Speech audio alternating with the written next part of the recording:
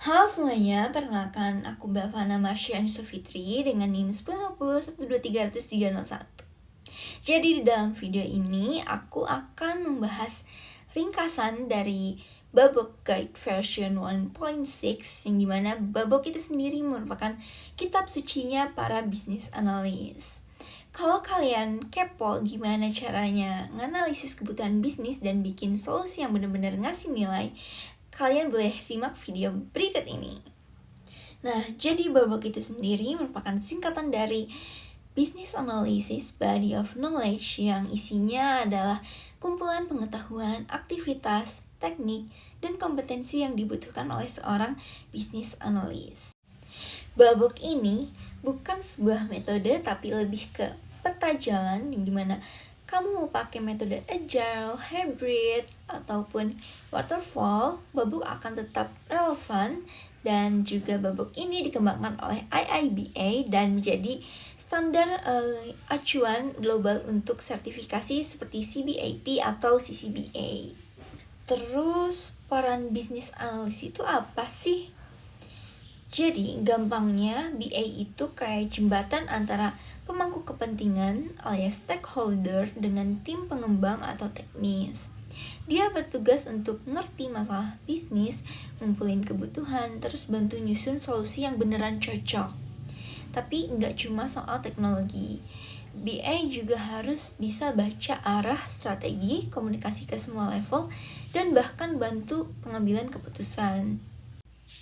Di dalam Babok terdapat beberapa jenis kebutuhan dan requirement yang wajib dipahami oleh seorang business analyst. Yang pertama adalah business requirement yang merupakan level paling strategis di mana merupakan tujuan utama dari organisasi. Yang kedua adalah stakeholder requirement, kebutuhan dari orang-orang yang terlibat seperti manajer, sponsor, pemangku kepentingan, dan juga user.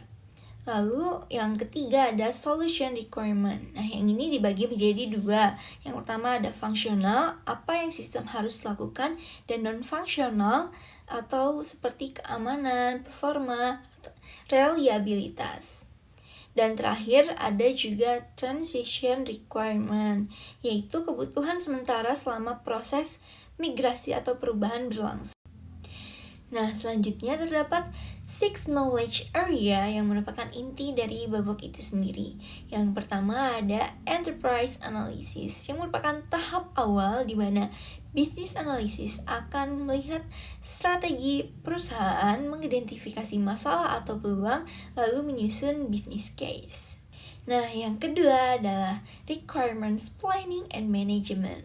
Pada tahap ini, para business analyst akan menyusun rencana dengan cara mengumpulkan requirement siapa yang terlibat dan gimana cara melacak perubahan. Yang ketiga adalah requirement elicitation atau menggali kebutuhan.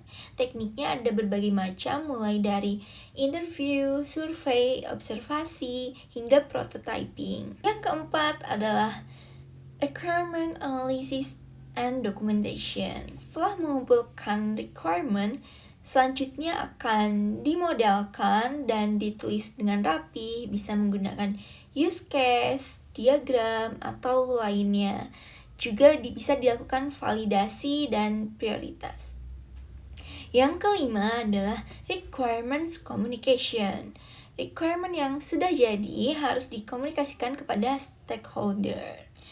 Dan yang keenam merupakan solution assessment and validation, yang dimana bisnis analis akan menilai apakah solusi yang dibangun sudah sesuai dengan kebutuhan. Jadi, dengan mengikuti kerangka Babok, seorang bisnis analis bisa bekerja secara sistematis, menghindari miskomunikasi, dan juga menghasilkan solusi yang benar-benar bernilai.